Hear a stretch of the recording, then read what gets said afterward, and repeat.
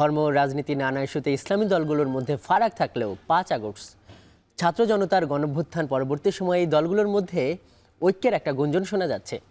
এনে ইসলামী দলগুলোর ভেতরে বাইরে যেমন কথাবার্তার আওয়াজ পাওয়া যাচ্ছে, তেমনি মধ্যপন্থী দলগুলোও এই তৎপরতা আমলে নিচ্ছে। এটা এই কারণে বলা হচ্ছে যে এসব গুঞ্জনের প্রেক্ষাপটে এই দলগুলো ইসলামী দলগুলোর সঙ্গে দূরত্ব কমানোর কর্মসূচি নিয়েছে। গণঅভ্যুত্থান পরবর্তী জাতীয় নির্বাচন সামনে রেখে যখন ভোটের মাঠে এমন নানা সমীকরণ, তখন আমাদের ভোটের ট্রেনের ৬৪তম পর্ব। আজকের এই আয়োজনে আপনাকে স্বাগত জানাচ্ছি আমি আজহার লিমন। আমরা বরাবরের মতো আজকের ভোটের ট্রেন শুরু করব রাজনীতির মাঠে ভোট নিয়ে চলতি কথাবার্তা উক্তিগুলো জানিয়ে। আমরা দেখছি যে আজও ভোট নিয়ে কথা বলেছেন নির্বাচন কমিশনার এবং রাজনৈতিক দলের শীর্ষ নেতৃবৃন্দগুলো।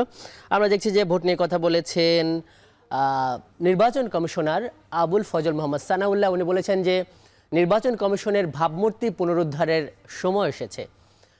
বাংলাদেশ জামায়াতে ইসলামের সেক্রেটারি জেনারেল মিয়া গোলাম পরোয়ার উনি বলেছেন যে আগামী ৬ মাসেই নির্বাচন সম্পর্কিত সংস্কার সম্ভব।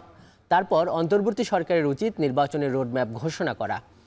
ইসলামী আন্দোলন বাংলাদেশের আমির সৈয়দ মোহাম্মদ রেজাউল করিম উনি বলেছেন যে ৬ মাস তো হয়ে গেছে, ১ থেকে ১.৫ বছরের মধ্যে নির্বাচন চাই।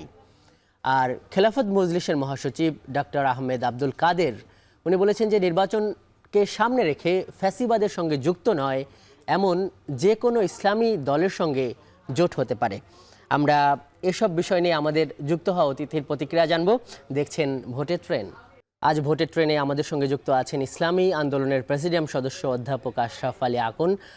আকন ভাই, স্বাগত আপনাকে আজকের এই ভোটের ট্রেনে। শুরুতে আপনার কাছে এই প্রতিক্রিয়া নেব যে আজকে ভোটের মাঠে যেগুলো নিয়ে কথাবার্তা হয়েছে, প্রতিক্রিয়া নেই ইসলামী আন্দোলন বাংলাদেশের আমির এবং চরমনায়ের পীর সাহেব সৈয়দ মোহাম্মদ রেজাউল করিম উনি যে বললেন যে ১ থেকে ১.৫ বছরের মধ্যে, যৌক্তিক সময়ের মধ্যে তারা নির্বাচন চান। এই বিষয়টা কি ক্লিয়ার করবেন? বিশেষ করে এই প্রশ্নটা এই জন্য আসছে যে আজকে এই কথাটা আসছে বিএনপি মহাসচিব উনি আজকে আপনাদের সাথে একটা মিটিং করেছে, সেই মিটিংয়ে আপনিও ছিলেন। এই বক্তব্যের সাথে যে আপনারা বলছেন যে ১ থেকে ১.৫ বছর, এই বক্তব্যের সঙ্গে কি বিএনপি একমত?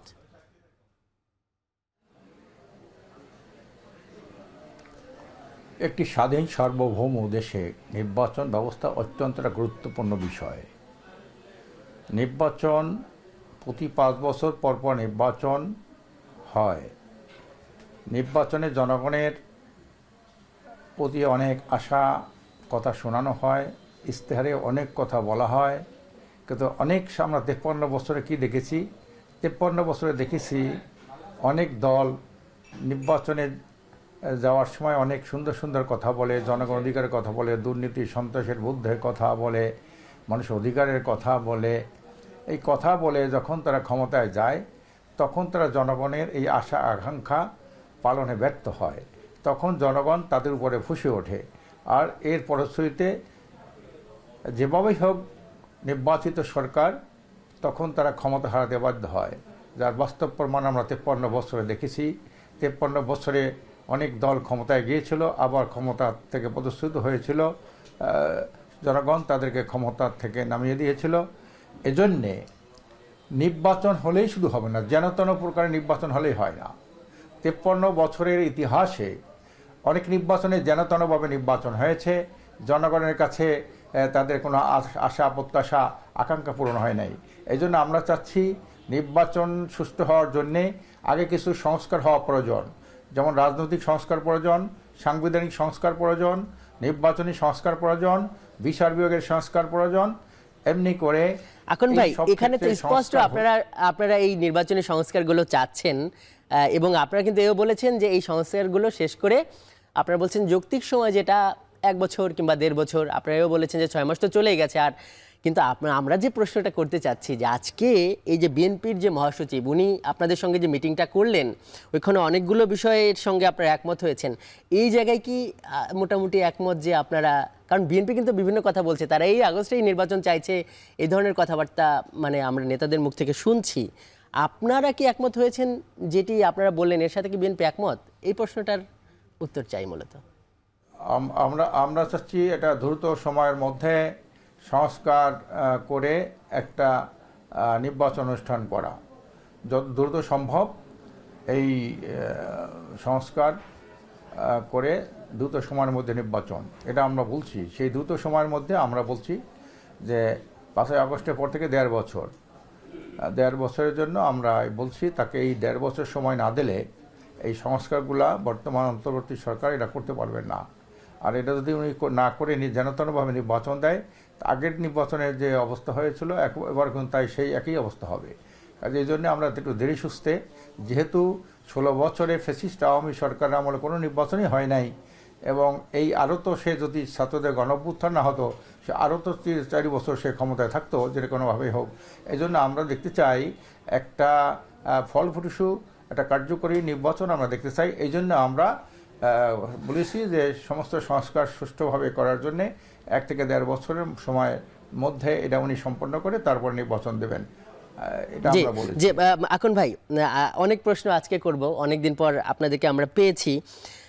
এই যে একটা ব্যাপার যে আমরা দেখলাম যে বিএনপির একজন শীর্ষ নেতৃত্ব আপনাদের কার্যালয়ে গেলেন, মধ্যাহ্নভোজ করলেন, আপনাদের সঙ্গে একসাথে নামাজও পড়লেন, এবং এরপরে যে যৌথ বিবৃতি উনি পড়ে শোনালেন, সেখানে আছে যে এই ফ্যাসিবাদ বিরোধী শক্তিগুলো পরস্পরকে আঘাত করে কথা বলবে না।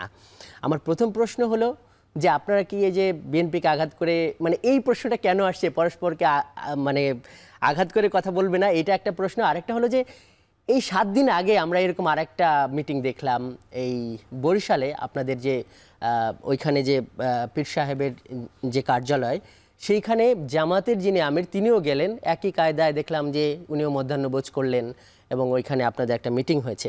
তো এই যে মিটিংগুলোর আসলে এই মানে কি? প্রথম প্রশ্ন হলো যে এই যে ফ্যাসিবাদ বিরোধী শক্তিগুলো পরস্পরকে আঘাত করে কথা বলবে না, আর এই যে এই পরস্পর একবার বিএনপির সঙ্গে জামাতের সঙ্গে এইগুলো মিটিং নিয়ে তো অনেক কথা শোনা যাচ্ছে, আসলে কি? আপনি তো মিটিংয়ে ছিলেন।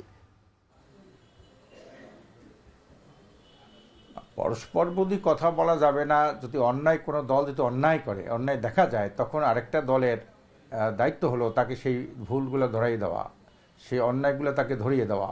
যেমন বিরোধী দলের কাজটা কি, সরকারের কোনো ভুল হলে সেই সরকারের ভুলটাকে ধরাই দেওয়ার দায়িত্ব হলো বিরোধী দলের।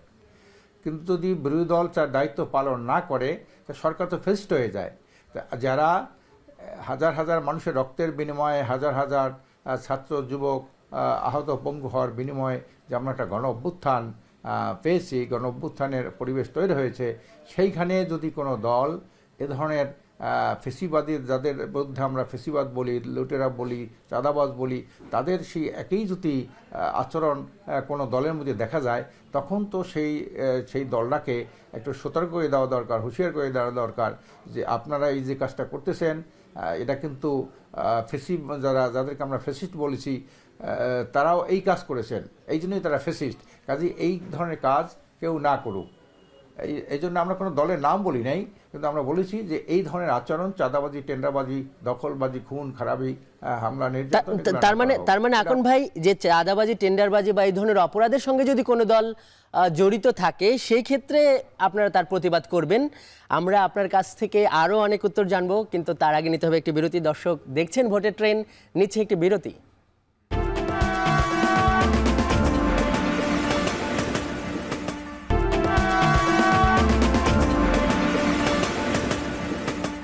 দর্শক বিরতির পর স্বাগত, দেখছেন ভোটের ট্রেন। আজ ভোটের ট্রেনে আমাদের সঙ্গে যুক্ত আছেন ইসলামী আন্দোলনের প্রেসিডিয়াম সদস্য অধ্যাপক আশরাফ আলী আকন। আকন ভাই, আমরা আপনার সঙ্গে আলোচনা করছিলাম, একটা বিষয়ে আপনার মন্তব্য নিতে চাই এই পর্যায়ে, এবং এটি আসলে মানুষেরও একটা গুঞ্জন শোনা যাচ্ছে। যেমন ধরেন যে আজকে এই খেলাফত মজলিসের যিনি নবনির্বাচিত মহাসচিব ডাক্তার আহমেদ আব্দুল কাদের, উনি বলেছেন যে নির্বাচনকে সামনে রেখে ফ্যাসিবাদের সঙ্গে যুক্ত নয় এমন যে কোনো ইসলামী দলের জোট হতে পারে। এখন ভাই, আপনার কাছে প্রশ্ন হলো যে আপনারাও তো একটা ইসলামী দল, তার এই বক্তব্যকে মানে আপনারা কিভাবে দেখেন?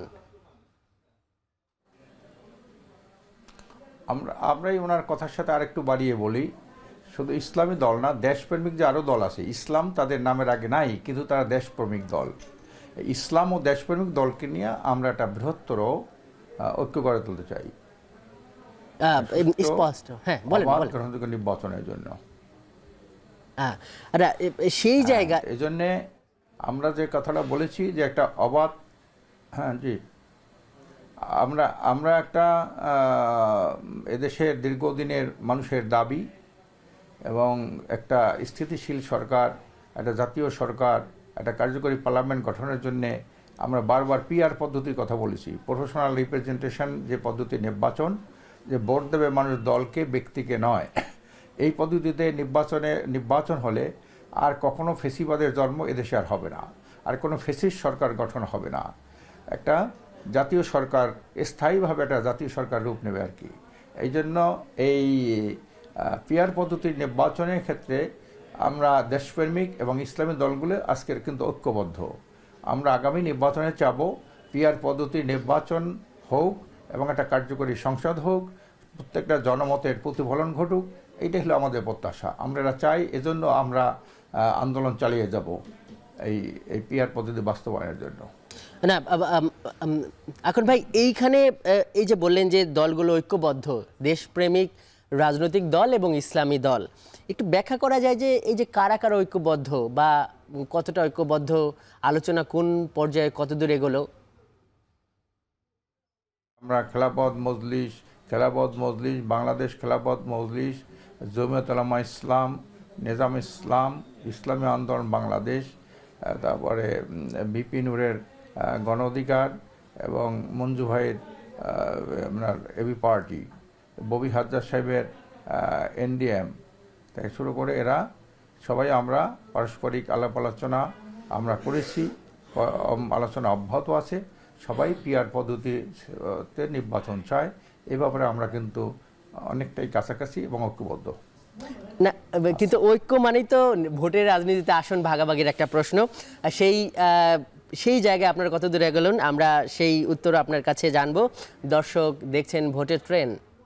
আশা ভাই, যেটা আমরা বলছিলাম যে দলগুলোর নাম মোটামুটি স্পষ্টভাবে আপনারা বললেন, আনুপাতিক নির্বাচনের ব্যাপারে আপনারা একমত, সেটাও আপনারা জানালেন। কিন্তু ভোটের রাজনীতির যে বিষয়টা, যেহেতু সংসদীয় আসনের নির্বাচনগুলো হবে, সেখানে কে কত আসন কিংবা কিভাবে এই জোটটা হবে, কিংবা আনুষ্ঠানিকভাবে তো একটা মোর্চা গঠন করারও তো একটা ব্যাপার থাকে। এই আত্মপ্রকাশগুলো এই গুঞ্জন থেকে বাস্তবতায় কবে আসবে? পিআর পদ্ধতি হলো একটা জোট। পিআর পদ্ধতি ভোট দেবে দলকে, ভোট দেবে মার্কাকে, দলের মার্কাকে ভোট দেবে, কোনো ব্যক্তি প্রার্থী থাকবে না। এখানে যে দল যত পার্সেন্ট ভোট পাবে ওই পার্সেন্টেজ অনুযায়ী পার্লামেন্ট মেম্বার তারা পার্লামেন্টে পাঠাবে। এই হিসাবে কিন্তু এই পিআর পদ্ধতিটাই হলো একটা জোট।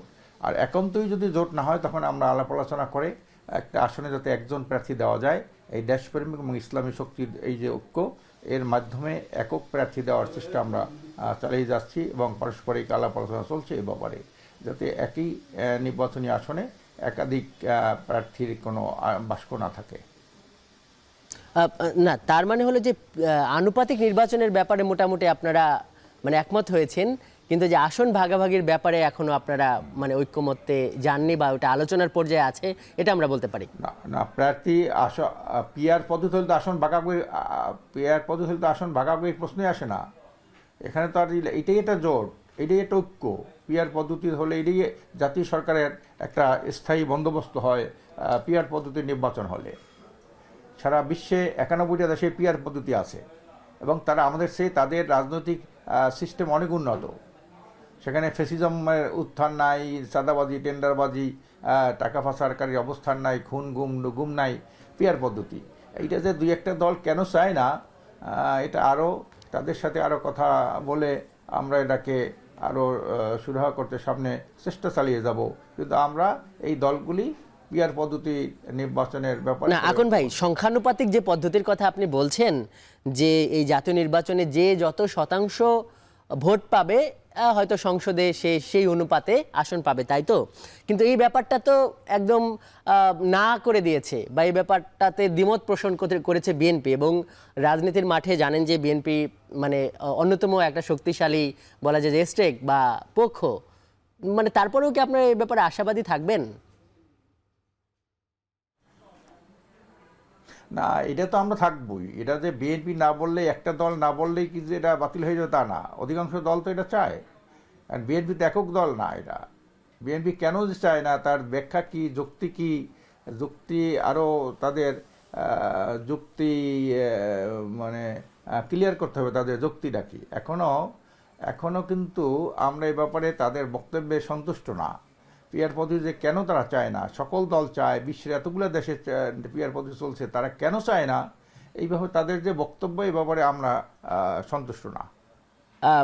আমরা একদম শেষ পর্যায়ে আছে এখন ভাই, একদম সংক্ষেপে যদি আপনার কাছ থেকে শেষ প্রশ্নের উত্তরটা নেই একদম সংক্ষেপে, সেটা হলো যে আমরা ভোটের রাজনীতির যে পরিসংখ্যানটা আমাদের হাতে আছে ৭৩-এর নির্বাচনের পর থেকে, তাতে ইসলামী দলগুলো ওইভাবে ভোটের রাজনীতিতে নেই।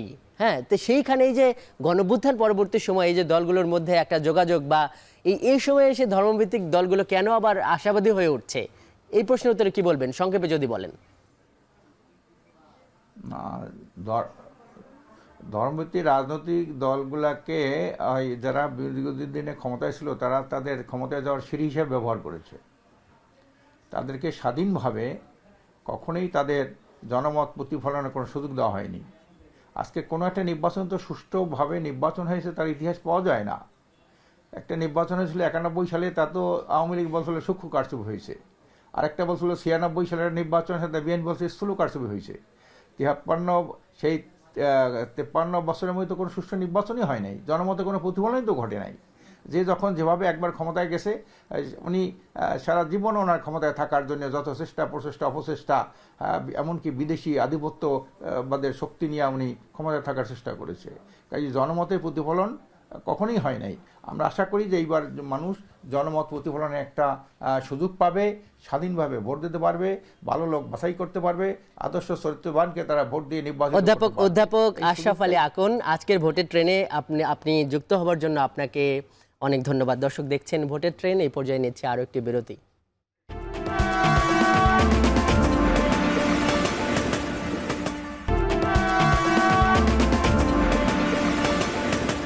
স্বাগত আরও একবার ভোটের ট্রেনের এই অংশ। আমরা দেখাবো সংসদীয় আসন পরিক্রমা। আমাদের হাতে আছে আজকে সংসদীয় ৬৪ নম্বর আসন, যেটি সিরাজগঞ্জ ৩ আসন। আমরা দেখছি যে এইখানে মোট জনসংখ্যা ৫ লাখের বেশি, কিন্তু এই আসনের সীমানা হলো রায়গঞ্জ এবং তারাস উপজেলা। ভোটার সংখ্যা আছে এখানে ৩,৬৭,৫২৯ জন। ২০২৩ সালের তথ্য অনুসারে পুরুষ ভোটার এবং নারী ভোটার সংখ্যা প্রায় একই, ১,৮৩,০০০-এর মতো। এই ছিল আজকের ভোটের ট্রেনে। এতক্ষণ সঙ্গে থাকার জন্য ধন্যবাদ।